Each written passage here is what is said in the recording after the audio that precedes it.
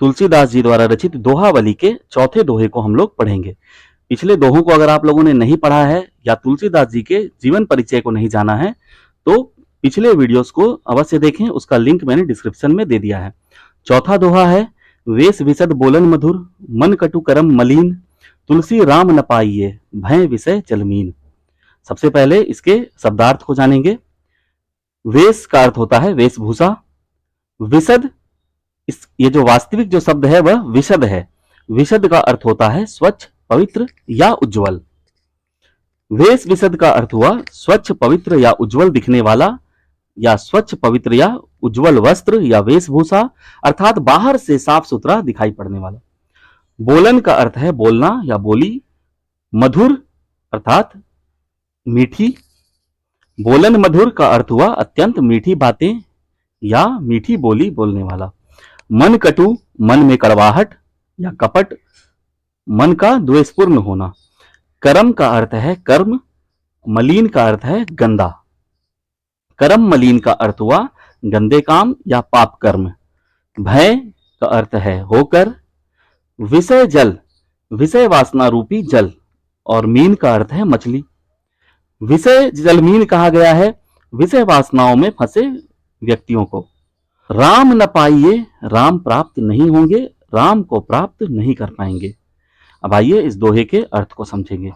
इस दोहे में गोस्वामी तुलसीदास जी ने आडंबर पूर्ण आचरण की आलोचना की है, कपट पूर्ण भक्ति की आलोचना की है। तुलसीदास जी कहते हैं कि केवल बाहरी वेशभूषा सुंदर, स्वच्छ और पवित्र लगने और मधुर वाणी बोलने से, वाणी के मधुर हो जाने से भगवान नहीं मिल जाते। जब तक मन और कर्म शुद्ध नहीं होते तब तक ईश्वर की प्राप्ति, राम की प्राप्ति असंभव है। वेद विशद बोलन मधुर, वेशभूषा तो अत्यंत साफ और पवित्र दिखती हो और बोली बहुत मीठी हो।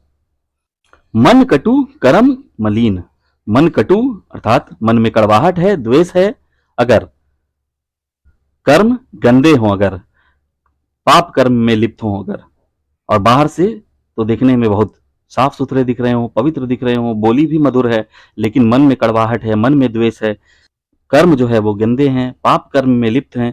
तुलसी राम न पाइए, तुलसीदास जी कहते हैं कि ऐसे तो राम को प्राप्त नहीं कर सकते, राम इस तरह से प्राप्त नहीं हो सकते।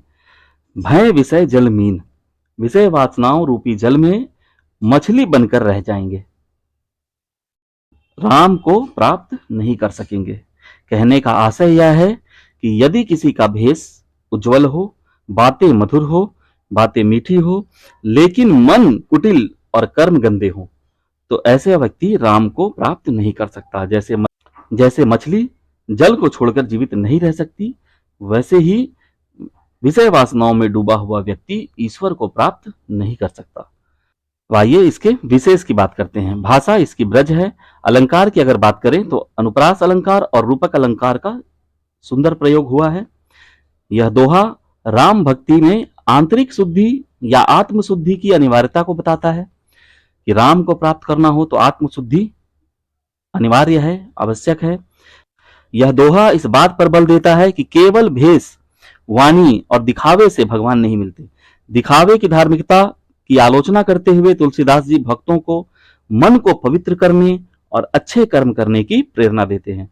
भोग वासनाओं में लिप्त व्यक्ति कभी भी आत्मिक उन्नति नहीं कर सकता। अगर इस दोहे में कोई बात न समझ में आई हो तो आप कमेंट करके पूछ सकते हैं। धन्यवाद।